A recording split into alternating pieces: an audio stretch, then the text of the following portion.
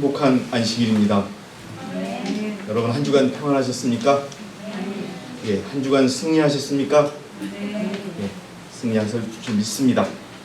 예, 저는 오늘 은혜의 시기가 맞춰지고 있다라고 하는 그러한 제목으로 하나님의 말씀을 함께 나누고자 합니다. 자, 계시록 22장 11절의 말씀으로 시작하고자 합니다. 불의를 하는 자는 그대로 불의를 하고 더러운 자는 그대로 더럽고 의로운 자는 그대로 의를 행하고 거룩한 자는 그대로 거룩하게 되라. 여러분 참 어떻게 보면 좀 무서운 어떤 말씀입니다. 나는 어떻게 될까? 나에 대한 판단의 시간에 나는 불의한 쪽에 속할까? 더러운 자에 속할까? 아니면 나는 의로운 자에 속할까? 거룩한 자에 속할까? 우리가 걱정하고 고민 안 할 수가 없는 그러한 상황입니다.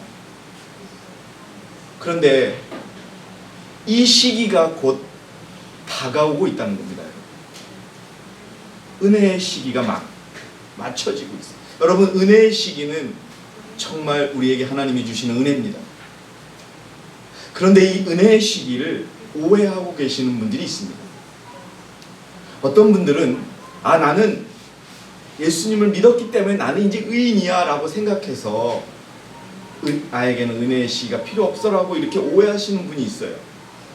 그러나 인류 모두에게는 은혜의 시간이 주어진 겁니다. 왜요? 왜 그럴까요? 여러분, 우리는 죄의 싹슨 사망이라고 하는 그 죄를 안고 태어났던 태생적인 죄인이었습니다. 자, 죄인은 어떻게 됩니까? 죽는 겁니다. 그런데 은혜의 시기는 뭐냐? 죄인이지만 죽지 않게 하고 기회를 준 겁니다. 어떤 기회를요? 예수 그리스도를 믿고 예수 그리스도를 살 수 있고 예수 그리스도의 품성을 담는다면 내가 너를 죄 없다고 얘기해 줄게 라고 하는 그 시기에 살고 있는 겁니다, 여러분. 그럼 뭐예요? 결국 우리 모두는 다 은혜의 시기가 없다면 우린 죽어 있어야 돼요. 그런데 은혜의 시기로 말미암아 우린 살았고 우리에게 또 한 번의 기회가 주어졌다, 이거거든요. 그런데 지금 나를 죽일지 나를 살릴지, 더 구체적으로 불의하다고 판단할지 의롭다고 판단할지 아니면 더럽다고 판단할지 거룩한다고 판단할 그 순간이 지금 다가오고 있다는 겁니다. 그때까지 우리는 정말로 나에 대한 판결이 어떻게 내려질까? 잘하였도다 충성된 종아, 너는 의롭다, 너는 이제 죄 없는 상태로 가라 라고 하는 판결이 내려질지, 아니야, 부족해, 그래서 부족하다고 하는 저울의 판결이 내려질 때 많은 사람들이 실망하고 울 것이라고 되어 있습니다. 이 은혜의 시기가 우리가 뭘 해야 되느냐 하는 거죠. 그냥 은혜의 시기는 감사합니다, 은혜의 시기니까 나는 감사합니다 이러면서 죄짓고 또 무너지고 이걸 반성하는 것이 아니라, 여러분, 거기 제가 은혜의 시기란이라고 해서 세 번째 네모, 아담의 후손들이 십자가에서 베풀어진 용서를 받아들이고 이에 합당한 생애를 삶으로써 하나님의 의를 입증하면, 지금은요 우리가 하나님의 의대로 하나님의 뜻대로 예수 그리스도의 말씀대로 살아가고 있는 그리스도인이라는 걸 보여줘야 하는 것입니다, 여러분. 그렇게 보여준다면 은혜의 시기가 끝나는 때인 재림 때에 우리를 범죄 이전으로 회복시켜준다는 것이 우리가 믿는 교리인 것입니다. 근데 개인의 은혜의 시기는 언제냐? 예수님이 오지 않았기 때문에 이 목숨이 살아있는 동안은 기회가 있는 거겠죠. 네, 여러분. 그런데 우리가 영적으로 말하고 신앙적으로 말하는 은혜의 시기의 끝은 14만 4천의 숫자가 차면 은혜의 시기는 맞춰집니다. 정말 이 땅에 많은 종교학자들, 이 땅의 영적인 그리스도의 그리스도교의 지도자들, 또 우리 교단의 지도자들 또한 이구동성으로 얘기합니다. 그 때가 얼마 남지 않았다. 여러분 혹시 오징어 게임이라는 드라마를 보신 분이 계십니까? 혹시 오징어 게임의 스토리를 아시는 분 계세요? 보셨다고 해도 상관은 없습니다. 그게 무궁화 꽃이 피었습니다 라고 할 때까지는 사람이 뛰어요. 그리고 무궁화 꽃이 피었습니다 하고 딱 돌아볼 때 딱 움직이면 어떻게 돼요? 죽는 거예요. 바로 그 순간. 우리는 지금 뛰어야 돼요. 막 뛰다가 하나님이 그만 하면 어디 딱 스탑이 됐는데 우리가 어디 있어야 되느냐? 골 안에 들어와 있어야 되는 겁니다. 저는 이 은혜의 시기를 생각할 때마다 그 오징어 게임의 그 장면, 그 드라마에서는 사람을 다 죽여요. 움직이면 처참하게. 그 충격이죠. 똑같은 거예요. 그만! 움직이지 마! 이러는 거예요. 더 이상 끝났어. 게임 끝! 예수님이 오시면서 그렇게 하는 거예요. 너희들의 어떤 노력도, 너희들의 어떤 부족한 모습도 아무런 의미가 없는 순간 그만! 이때가 이제 다가오고 있다는 것을 우리는 머릿속에 기억해야 합니다. 자, 그러면은 다음 페이지에 가서 우리가 무엇을 해야 되느냐? 은혜에 지금 무엇을 하느냐? 여러분들, 제가 아까 교과 시간에 우리가 예수 그리스도의 피를 문설주에 바른다는 것은 저스트 머리에 그치는 것이 아니라 그것이 우리의 생애에서 나타나야 된다고 말씀드렸어요. 그게 믿음으로 말미암은 의인 것입니다, 여러분. 우리는요, 많은 우리 교단 조차 내에서도 이런 생각을 갖는 분이 있어요. 나는 그냥 교회 안에 있기만 하면, 나는 그냥 가만히 있으면 바꿔주시겠지. 천만의 말씀. 그럼 어떻게 하라고요? 네?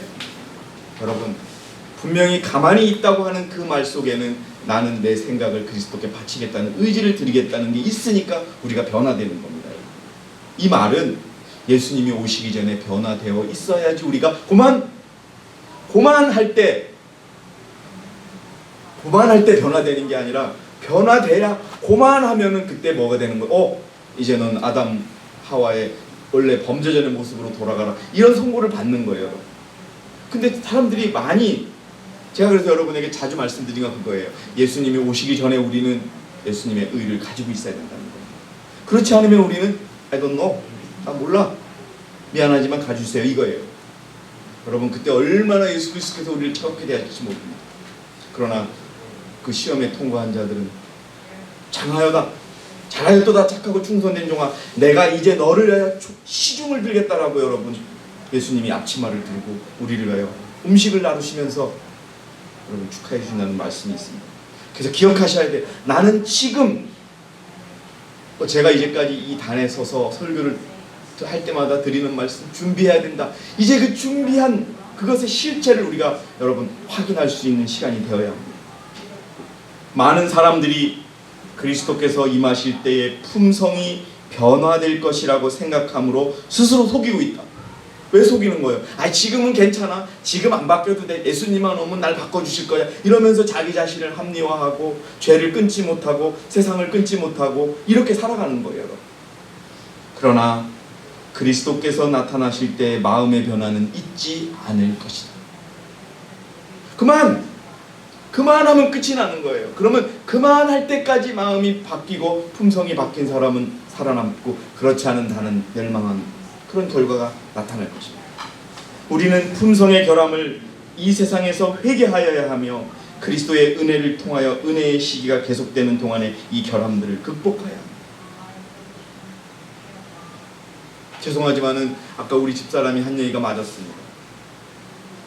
제가 여러분 하나하나 한 분을 어떻게 모실 수 있을까? 저는 종이 되기로 마음먹었으니 여러분들이 주인입니다. 예수 그리스도도 종이고 하나님도 나의 종이지만 교인이 종입니다, 여러분. 제가 대총회에 갔을 때 한 분이 그러셨어요. 우리 교회에 많은 목사들이 잊어버리고 있는 사실이 하나가 있다고. 교인이 종이라고. 주인이라고. 교인이 월급을 주는데 교인이 해서 군림하려고 하고 시키려고만 하지 진정으로 섬기려고 안 한다는 얘기를 해주시는 거예요. 저는 그게 자신이 없었습니다. 제가 실제로 생계를 수단을 받는 여러분들로부터 받는 종이 되어서 여러분들을 주인으로 섬길 수 있을까가 고민이었어요. 자존심도 센데, 네? 뭐 누가 뭐라고 조금만 자극하면 쓴 일도 나는데, 그리고 또 이제까지 살면서 대접만 받아왔는데, 그것이 나에 대한 큰 고민이었어요. 얼마나 내가 낮아질 수 있을까? 그러나 여러분, 제가 처음에 지난주에 말씀하셨듯이 저는 여러분들이 내 어머니 같고 누이 같고 내 동생 같고 내 아들 같으니까 같이 가고 싶은 것이지, 가장 두려운 게 그거예요. 내가 여러분들의 영적 책임을 어떻게 담보할 수 있느냐, 이것이 고민인 겁니다. 네, 제가 그렇게 아직 완전하지 않기 때문에. 그래서 여러분, 그 고민, 이 설교의 고민도 접니다. 나는 변해야 돼요. 여러분도 마찬가지고 저도 변해야 됩니다. 그 품성이, 그리스도의 품성이 우리에게 나타나야 돼요. 그것을 가능하게 하는 기별이 뭐다? 18장 천사의 기별인 겁니다, 여러분. 자, 실물교훈 260페이지 보면 은혜의 기간에 많은 하나님의 은혜가 각 사람에게 제공된다. 그러나 사람이 만일 자기 만족을 위해서 그들에게 주어진 기회를 헛되이 보내게 되면 저희는 스스로 저희 자신을 영생에서 끊어버리는 것이 됩니다. 지금 미루고 무시하고 하지 않으면 어떻게 돼요? 영생을 잃어버리게 될 것이다. 여러분, 목사님께서, 델라파스 목사님께서 이번 한국에 오셨을 때 그런 말씀을 하셨어요. 이제 우리가 우리의 살아가는 모습과 우리가 가진 것들을 정리할 때가 됐다. 그러니 여러분, 우리가 돈 때문에 이 세상에 집착하지 마시기 바랍니다. 우리의 주인이신 하나님은 돈의 주인이십니다, 여러분. 필요한 거 주실 것입니다.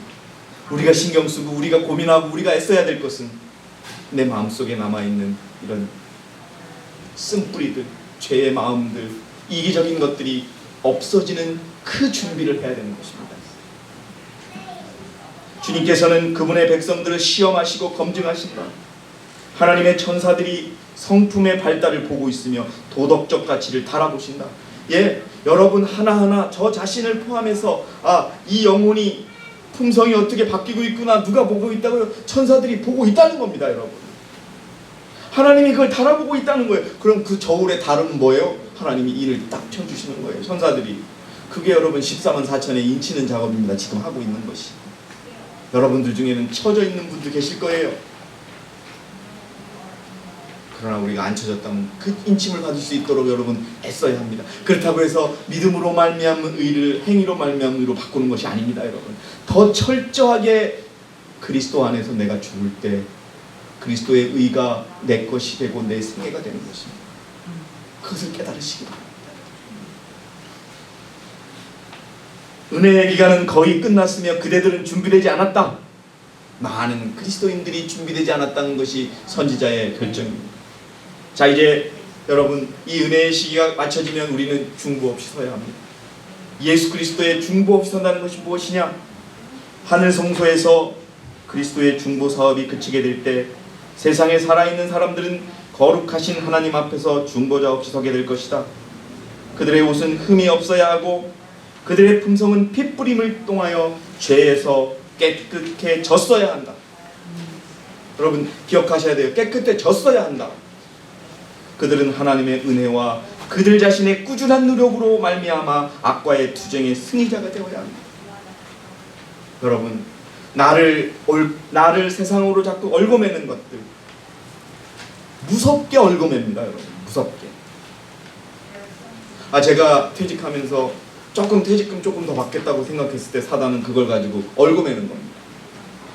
한 푼도 필요 없다, 한 푼도 받지 않아도 물러서겠다 하니까 하나님이 적당하게 챙겨주시는 결과를 제가 봤거든요. 버려야 됩니다. 그것 때문에 우리를 망쳐서는 안 돼요. 하늘의 조사 심판이 진행되고 있는 동안, 여러분 잘 들으세요. 이게 중요합니다. 하늘에서 조사 심판이 진행되고 있는 동안, 언제입니까 이게? 지금이에요. 여러분, 지금 조사 심판이 되고 있고, 이 사람은 불의하게, 이 사람은 의롭게 결정할 때가 다 되고 있는 거예요. 도덕적으로 저울을 달아보고 있는 거 언제예요? 이혁분 집사님, 언제 어떻게 달아보세요? 뭐로? 내가 말할 때 내가 행동할 때, 내가 지갑에서 돈을 빼서 쓸 때, 내가 어떤 일에서 어떻게 대응하나를 보고 하나님은 자꾸 재시는 거예요. 여러분 기억하셔야 됩니다. 회개한 신자들의 죄가 성소에서 도말되고 있는 동안 세상에 있는 하나님의 백성들 사이에는 정결케 하고 죄를 버리는 특별한 일이 이루어져야 한다. 요한계시록 14장의 기별에 이 사업이 더욱 분명하게 기록되어 있다. 여러분 요한계시록 14장의 기별이 뭡니까? 여러분 요한계시록 14장의 기별이 뭡니까? 새천사의 기별이요 셋째 천사의 기별 아닙니까 여러분? 예? 질문에 민감하셔야 됩니다. 질문만 하시면은 탁 고개를 들여다가 이렇게 고개를 다들 숙이셔. 새천사의 기별이 이겁니다 여러분. 은혜의 시기가 맞춰질 때까지 회개하고 그리스도의 의를 받아라. 그리고 그렇게 살아라. 그러면 스탑. 자, 스탑의 의미가 뭔지 아세요? 그대로. 제가 읽겠습니다. 지금까지의 상태가 앞으로 계속되거나 더욱 그렇게 될 것임. 이 말이 뭔지 아세요? 의로운 자는 더 의롭게 될 것이고 불의한 자는 어떻게 된다? 더 불의하게 된다는 겁니다. 은혜의 시기가 끝내면서 내려지는 이 선고는 인간의 영원한 운명을 결정하는 품성의 확정인 것이다. 그때까지 죄를 버리지 못하고 3페이지입니다. 이옥분 집사님 3페이지 3페이지 그대로라. 다시 읽겠습니다. 그때까지 죄를 버리지 못하고 악한 마음으로나 행동으로 행사왔으면 그것은 영원히 그 상태로 고착되어 악화될 것이며 그때까지 그리스도의 의를 받아들이며 의롭게 산 사람은 영원히 의롭게 된다는 겁니다. 자 여러분 요한계시록 22장 11절에는 불의한 자는 그대로 불의하게 하고 의로운 자는 그대로 의뢰하게 합니다. 기준이 뭡니까? 우리 이재필 형제님 기준이 뭐예요? 지금 의롭게 살고 있는 사람은 그대로 의롭게 되라. 지금 불의하게 산 사람은 그대로 불의하게 되라는 겁니다. 여러분. 투쟁하셔야 됩니다. 사단은 우리에게 덫을 한두 가지를 놓는 게 아니에요. 여러분 전쟁에서 쓰는 덫은 주로 어떻게든 이 땅에 묻거든요. 근데 요즘 들어서는 덫을 어떻게 놓냐면 이렇게 이 정도 높이에다가 실 하나를 이렇게 달아놔요. 그럼 가다가 툭 건드리면은 뻥 터지게끔 만드는 거. 이런 부비트랩 같은 게 이런 건데, 그러니까 덫이 사단이 놓는 덫이 아주 교묘하게 논다는 거예요. 어디서든지 언제든지 우리를 무너뜨리려. 여러분 지금 우리가 준비해야 돼요. 은혜의 시기가 마치기 전에 의로워야 돼요. 그것은 무슨 방법이냐? 오늘 우리 배웠잖아요. 그리스도의 피를 여러분의 문설주에 바르세요. 여러분의 이마에 바르세요. 여러분의 심장에 바르세요. 여러분들의 생애에 바르세요. 여러분들의 말씀에 바르세요. 여러분들의 생각에 바르시라는 겁니다. 그러면은 그게 6월절을 지내는 겁니다, 여러분. 그리고 이제 그 중보자 없이 산다는 것 그 밑에 있는 거요. 그런데도 여러분 우리가 이렇게 의를 위하여 준비하고 작은 것에서부터 의를 실천하고 의가 생애된다면 어떻게 그 마지막 날에 우리를 보호해 주시느냐? 하나님께서는 위급한 때에 그들을 위로하고 보호하기 위하여 천사를 보내주실 것이다. 사단의 공격은 격렬하고 단호하며 그의 속임수는 무섭다. 여러분 무서워요. 네. 여러분 한번 돌아보세요. 김숙자 집사님의 예를 들어볼게요. 사랑하는 남편이 아파서 병원에 갔어요. 하루는 이제 가망이 없다고 얘기했어요. 김숙자 집사님 마음이 어떻겠어요 여러분? 아무것도 잡을 게 없는 거예요. 그 노인네가. 근데 하나님이 그 다음날 어떻게 보여주셨어요? 살릴 수 있다고 보여주시는 거예요. 우리가 할 수 있는 게 아무것도 없는 거예요. 사단이 그렇게 사람을, 집사님을 만약에 집사님이 실망해서 아이고 이제 끝났어 그렇게 해버리면 여러분 하나님의 손이 이제 내가 도와주려고 하나님이 우리한테 돈을 주려고 이렇게 지갑을 꺼내고 있는데 떠나요. 한 10년을 기도했어요. 최종적으로 도와주세요. 아 그래 이제 됐다. 내가 도와주려고 하나님의 지갑에서 지갑을 꺼냈는데 이제 하나님이 안 들어주신가 하고 돌아서면 어떻게 돼요? 못 받아요 여러분. 그러나 여호와의 눈은 당신의 백성을 주목하시고 그분의 귀는 그들의 부르짖음을 듣고 계신다. 이 말씀 기억하세요 여러분. 우리의 기도를 듣고 계신다는 거예요. 왜냐하면 하루에도 12번씩 뭐가 터지잖아요. 별의별 게 다 터져요. 정말 터집니다. 우리 한 선생님하고 우리 도움이 제가 우리 시골 동네가 도읍리예요. 제가 이제 그 동네 이름도 나중에 설명을 드리는데, 이제 집을 다 고쳐놨는데 집에 처음으로 사고가 터진 거예요.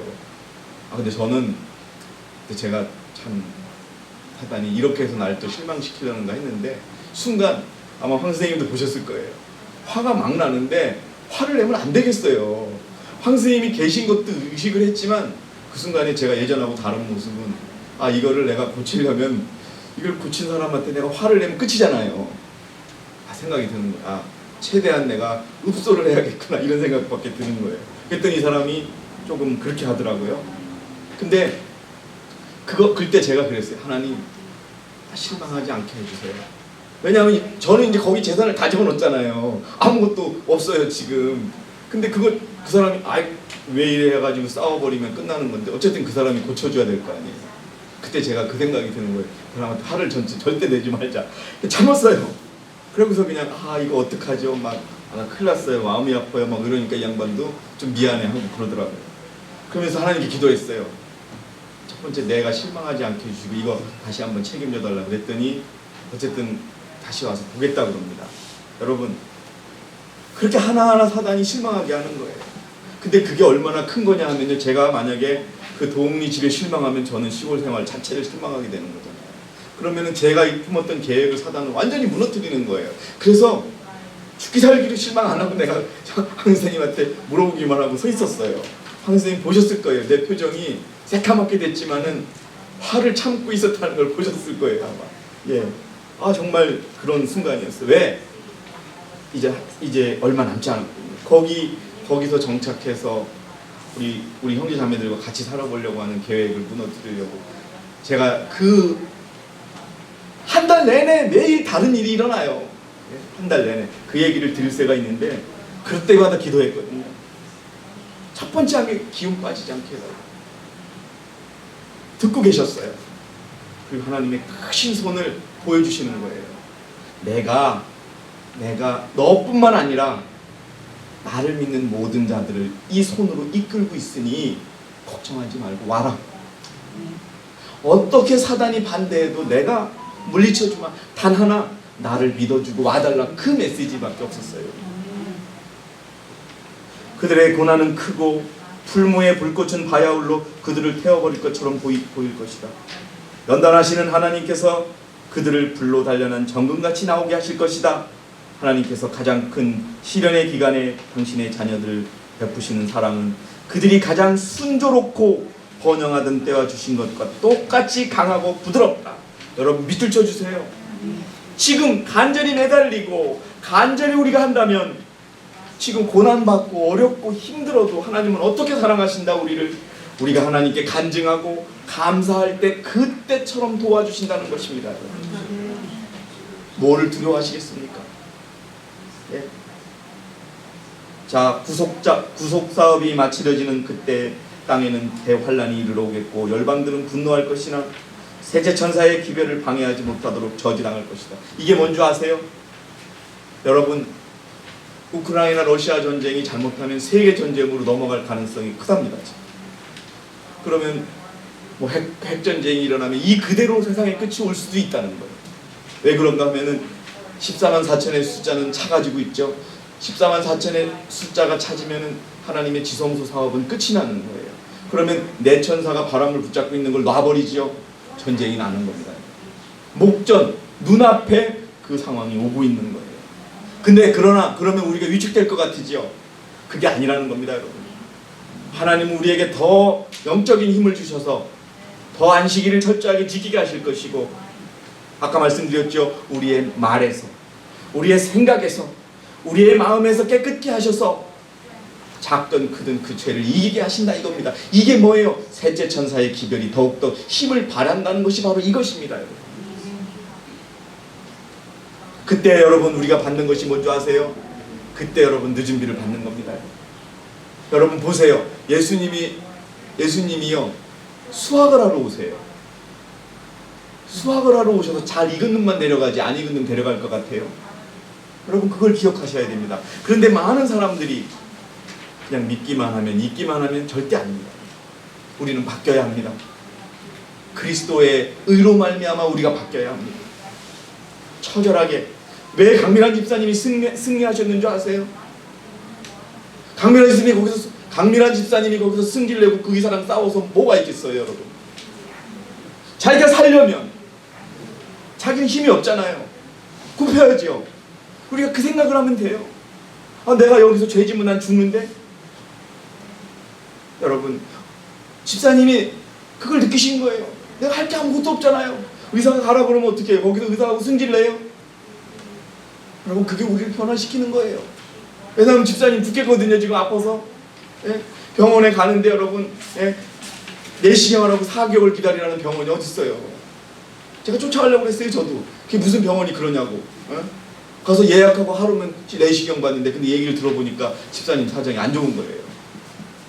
근데 막 뭐라 그랬다고 그랬는데 집사님이 그걸 참으신 거예요. 왜? 살아야 되니까. 여러분, 우리도 마찬가지예요. 사단이 우리를 공격하고 우리를 유혹해요. 여러분, 사단한테 굴복하면 안 돼. 왜? 살아야 되니까. 예수님이 우리에게 그렇게 가까이 계시다는 것을 여러분 기억해 주시고요. 그때 늦은 비 혹은 주의 앞으로 새롭게 함을 입을 것이며 세자천사의 목소리를 높일 힘이 주어질 것이다. 여러분, 분명합니다. 제 눈을 봐주세요. 이 땅에 일요일 협령이 내리면 안식일날 크게 높여 목소리치며 찬미할 곳이 어딘지 아십니까? 바로 이곳밖에 없습니다, 여러분. 100% 확신입니다. 두려워하지 않고 찬미 부르고 기도할 자들이 누굽니까? 우리밖에 없습니다. 다 두려워서 이 핑계 저 핑계 대고 뒤로 갈 것입니다. 아니면 그 사람들이 우리와 합류할 것입니다. 왜요? 예언돼 있습니다. 그 일을 위해서 하나님이 힘을 주시는 거예요. 그러니 작은 것들을 갖다가 여러분, 작은 것들에 넘어가지 마십시오. 큰 거하고 우리는 싸우는 자가 돼야 되는 것입니다. 제가 황 선생님이 고치시는 걸 보고 깨달은 게 뭐가 있냐 하면은, 황 선생님이 전문가라는 걸 깨달았고요. 두 번째는 전문가가 아니면 못 고치는 것이 있다는 걸 깨달았어요. 그냥 도배는 해놓고 그냥 이렇게 스위치만 바꿔놨어요. 근데 아쉬운 게 있었어요. 아쉬운 게. 그냥 화장실에 가면 화장실 불은 불대로 켜지고 환풍기는 환풍기대로 따로 돌아가야 되잖아요. 근데 이분들이 돈도 좀 덜 줬고 기술자들을 많이 못 쓰니까 그냥 스위치 키면 불도 켜지고 환풍기도 그냥 하게 만들어 놓은 거예요. 근데 그걸 고치는 방법이 뭐냐? 원래 선을 제대로만 해놨으면은 누구나 다 할 수 있는 거예요. 근데 그냥 고칠 수 없게끔 만들어 놓은 거예요. 그런데 저는 처음에 저걸 어떻게 고칠까 하고 생각하고 있었어요. 근데 그거를요, 본질적으로 벽에서 스위치 뒤에 있는 쇠판이 있어요. 이걸 보고서는 그냥 끝나는 거예요. 그럼 못 고쳐 이러면 되는 건데, 선생님 그걸 뚫더라고요. 왜냐하면 그걸 뚫어서 지붕에서 다시 선이 내려와야 두 개의 스위치를 만드는 거예요. 그래서 근본적으로 제가 그걸 했어요. 우리가 원칙과 어떤 것이 맞지 않으면 우리가 변화될 수 없다는 것을 느꼈어요. 스위치 아무리 새거로 다루면 뭐예요? 뒤에 라인이 엉뚱하게 돼 있어가지고 고칠 수가 없어요. 쉽게 말해서 여기서 눌러서 여기서 보이지만 우리가 하나님과 연결이 안 돼 있다는 것을 제가 느꼈어요. 근데 한 선생님이 그거를 장비도 없는데 그걸 뚫어서 고치시더라고요.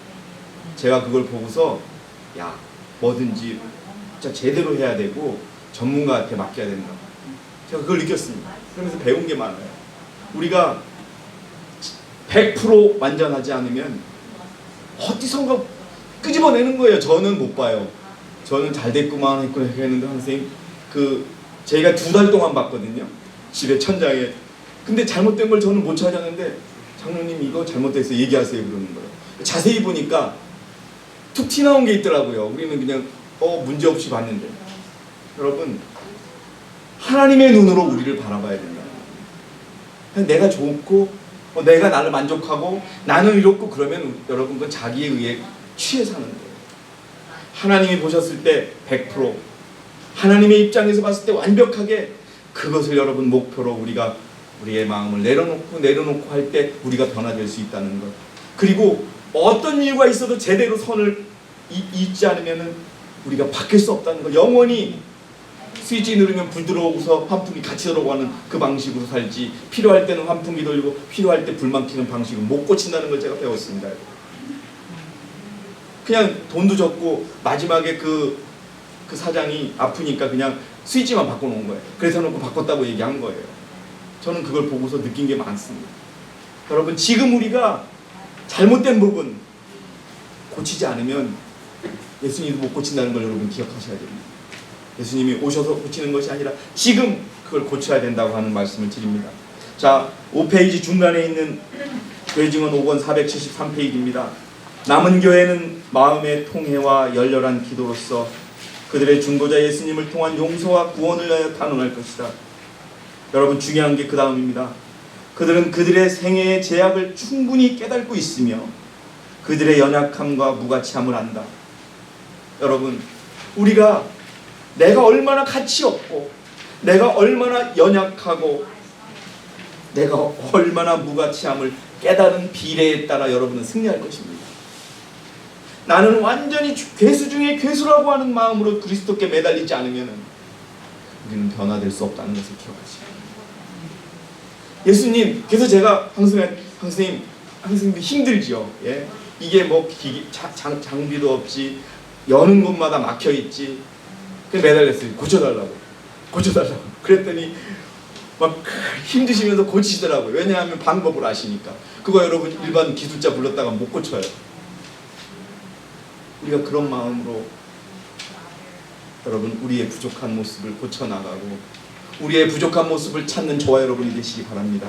그게 은혜의 시기에 할 일입니다, 여러분. 그것을 가능하게 하는 것이 뭐냐? 계시록 18장 찾아옵니다. 왜 우리가 믿는 이 기별, 왜 우리가 믿는 이 기별에 우리가 목숨 걸고 여기까지 왔느냐? 이 기별이 힘 있는 기별이고 능력이 있는 기별이고 체험의 기별이기 때문에 그렇습니다. 체험하지 않은 자가 떠난 것입니다, 여러분. 이 진리의 가치를 모르는 자는 떠난 것입니다. 시련의 시기가 우리에게 임박했는데 이는 죄를 사유하시는 구세주이신 그리스도의 의에 대한 계시를 보여주심으로 셋째 천사의 큰 외침이 이미 시작되었기 때문이다. 예, 하나님의 마지막 남은 교회에 부어졌던 셋째 천사의 기별이 힘을 잃었습니다. 안식일이 무너졌습니다. 율법이 무너졌습니다. 그때 힘을 준 게 뭐예요? 그게 넷째 천사입니다, 여러분. 이 땅에 내려왔던 그 어떤 천사보다도 힘 있는 천사가 이 땅에 내려온 겁니다, 여러분. 그래서 우리에게 힘을 주시는 겁니다. 우리가 천사예요. 우리가 힘 있는 천사가 돼야 되는 것입니다, 여러분. 이것은 온 땅을 영광으로 환하게 할 천사의 빛의 시작이다. 경고의 기별을 받은 모든 자들이 해야 할 일은 예수님을 높이는 것이며 표상으로 나타내고 상징으로 나타냈으며 선지자들의 계시 가운데 표현되고 당신의 제자들에게 가르치신 교훈들과 사람들의 아들들을 위하여 행하신 놀라운 기적들 가운데 밝히신 그 주님을 세상 사람들 앞에 증거하는 일이다. 뭐를 증거해요? 교훈들을 증거하고 주님을 증거하는 저와 여러분이 되시기 바랍니다. 그게 힘이 있는 천사요.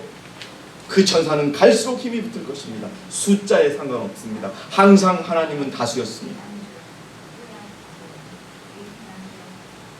성경의 말씀을 주님에 대하여 증거한 것임을 알고 연구하라. 만약 그대들이 환난의 때를 견디기를 원한다면 그대들은 그리스도를 알아야 하며 회개한 죄인에게 전가시켜 주시는 주님의 의의 선물을 자기의 것으로 삼아야 합니다. 여러분, 이게 넷째 천사의 기별이에요. 회개하고 그리스도를 받아들이라는 거예요. 왜? 너는 아직 의롭지 않기 때문에. 너는 아직 옷도 안 입고 있고 헐벗고 있고 눈도 멀었고 믿음도 형편없으니 예수님이 공짜로 주시는 정금과 의의 옷과 안약을 팔아서 예수 그리스도를, 너의 죄를 발견하고 나의 부족함을 깨닫고 그리스도께 더욱 매달려서 그리스도의 의를 내 것으로 만들어라는 기별, 이게 18장 천사의 기별인 겁니다. 이 기별은 지금도 하늘 공중에 날아가고 있습니다. 필요한 자들에게, 선택된 자들에게 이 기별이 이루어질 것이고, 여러분 이제 이 좁은 공간에도 조금은 더 영혼들이 올 것입니다. 여러분, 은혜의 시기가 맞춰지고 있습니까? 무엇을 하시겠습니까? 아직도 미루고 세상의 것에 매달리고 애착 갖고 그렇게 사시겠습니까? 아니면 하나하나 포기하면서 주님만을 믿고 앞으로 가시겠습니까? 은혜의 시기에 여러분과 저의 의가 그리스도의 의와 같고 우리의 생활과 우리의 말과 생각이 그리스도와 같아지는 그런 인치매함의 충분한 품성을 갖는 그런 저와 여러분이 되시기를 바라면서 오늘 제가 준비한 모든 말씀 마치겠습니다. 여러분 대단히 감사합니다.